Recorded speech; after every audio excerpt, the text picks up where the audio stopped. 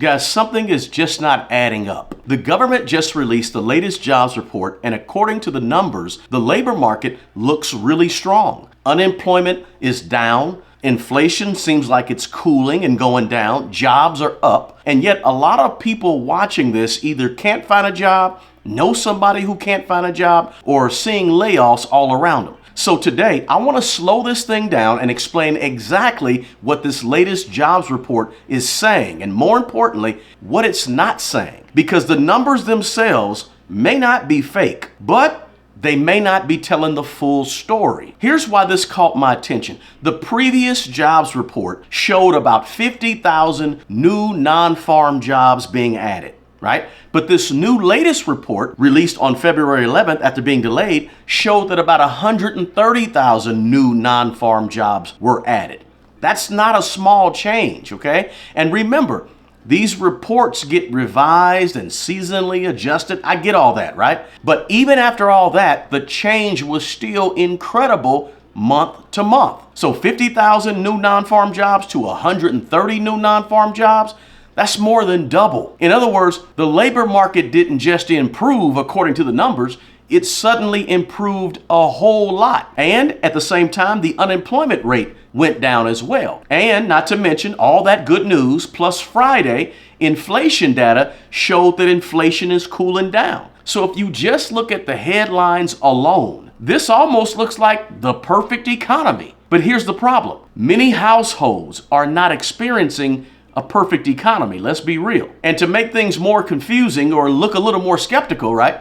The latest jobs report came out a full week later because of the government shutdown. So people waited longer than normal to get the jobs report. And then once we got it, surprisingly strong numbers. And at the same time, think back a couple of weeks ago when we heard that a private tracking firm that monitors company layoff announcements reported that January had the most announced layoffs for any January since 2009. So now people are hearing all this conflicting information. Jobs are strong, but yet layoffs are rising. And at the same time, inflation is cooling off and slowing down, right? All of that information feels contradictory. And that's why I asked the question, are they lying to us about these numbers? What's going on, right? Because reality feels different than the statistics.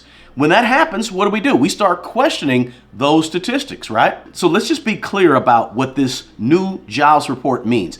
What does it mean when it says 130,000 new non-farm jobs were created? What does that actually mean? It does not mean, let's clear this up, it does not mean 130,000 people got hired. That ain't what it means. What it really means is that the government counted about 130,000 additional paychecks being issued by businesses during the month of January. So what they're counting is jobs, not workers, not people. So if one person works 2 part-time jobs, that counts as 2 jobs in the jobs report. And if someone loses 1 full-time job and replaces that full-time job with 2 smaller jobs, part-time maybe, that report is going to look like it's job growth. Right now, here's what is included in non-farm jobs, okay?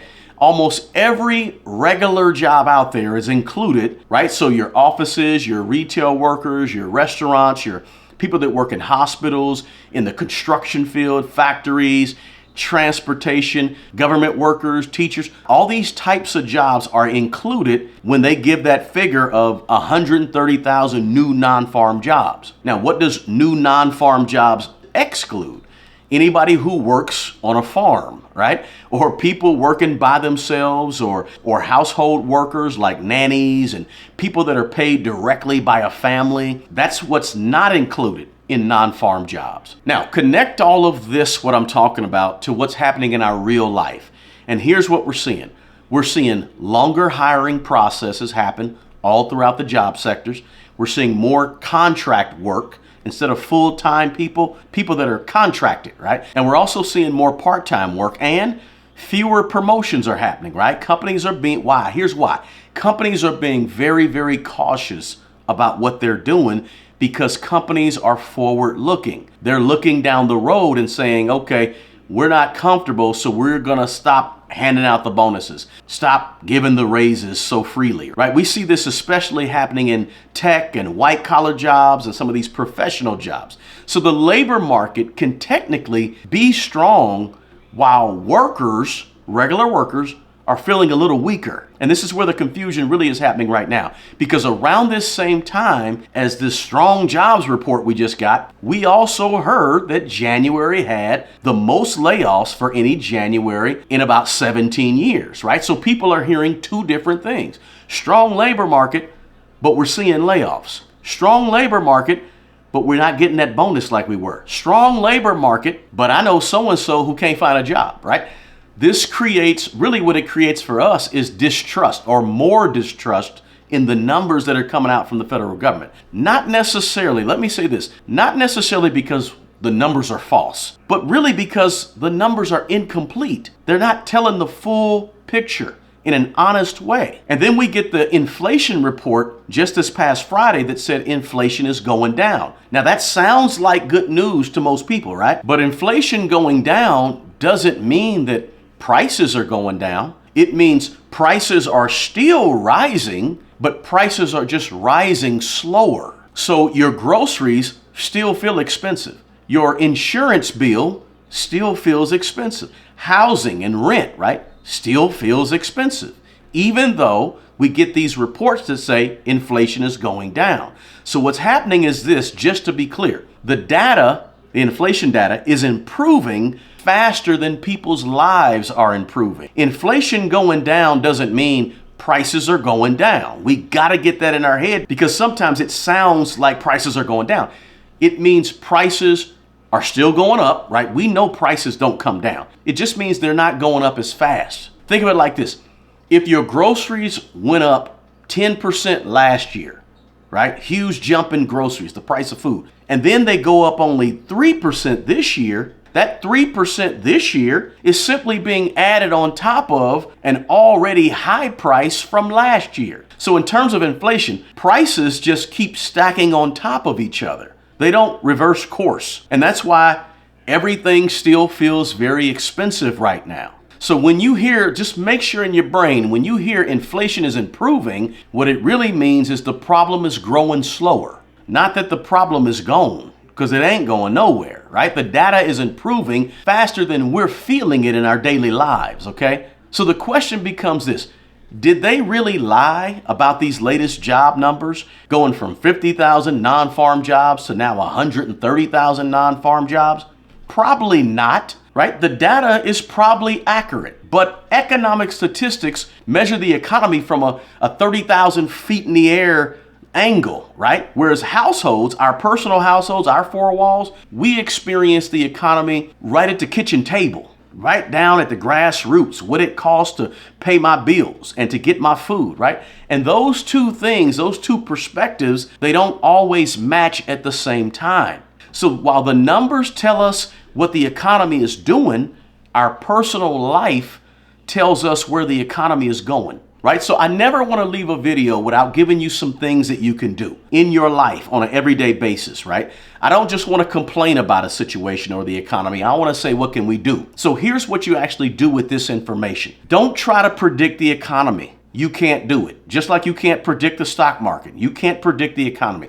You just have to adjust how you manage yourself and your money in an economy. We can adjust how much we trust the economy and the numbers they're giving us, but right now is not the time or the environment to build a life that only works if everything in the economy goes right, because we know it won't. So this is an environment to build a life that still works if something goes wrong out there in the economy. Inflation skyrockets. Can you still manage your household income? Or there's some type of major conflict in another part of the world somewhere. Can you still manage your four walls? So that means your financial plan should not depend on a promotion.